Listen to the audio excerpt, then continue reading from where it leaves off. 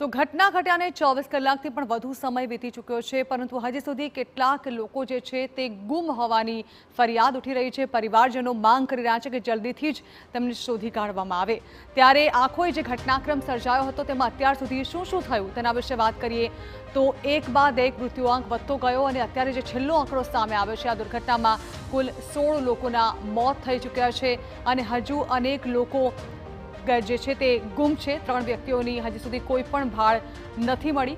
તેઓ અંદર દટાયેલા છે કે પછી તેઓને બચાવી લેવાયા છે તે વિશે પણ કોઈ માહિતી સામે નથી આવી। ગુમ થયેલાના પરિવારજનો તંત્ર વિરુદ્ધ લગાતાર આક્રોશ વ્યક્ત કરી રહ્યા છે। તેમનું કહેવું છે કે તંત્ર દ્વારા ઢીલી કામગીરી કરવામાં આવી રહી છે।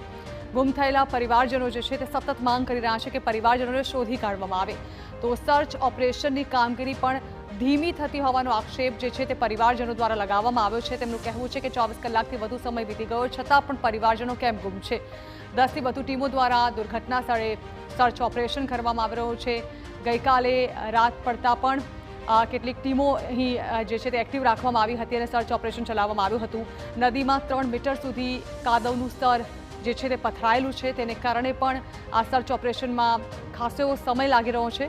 વરસાદ અને કાદવને લીધે સર્ચ ઓપરેશનમાં મુશ્કેલીઓ ઊભી થઈ રહી છે અને એટલા માટે જ આ સર્ચ ઓપરેશન જે છે તેની કામગીરી થોડી ઢીલી ચાલી રહી છે। બ્રિજ દુર્ઘટનામાં 6 સભ્યોની કમિટી દ્વારા તપાસ પણ હાથ ધરવામાં આવી છે અને આ કમિટી લગાતાર આ દુર્ઘટના કેમ સર્જાઈ, બ્રિજનું સમારકામ યોગ્ય થયું હતું કે નહીં તેને લઈને પણ તપાસ કરી રહી છે અને કમિટી આજે પોતાનો પ્રાથમિક અહેવાલ સોંપે તેવી શક્યતાઓ જોવાઈ રહી છે।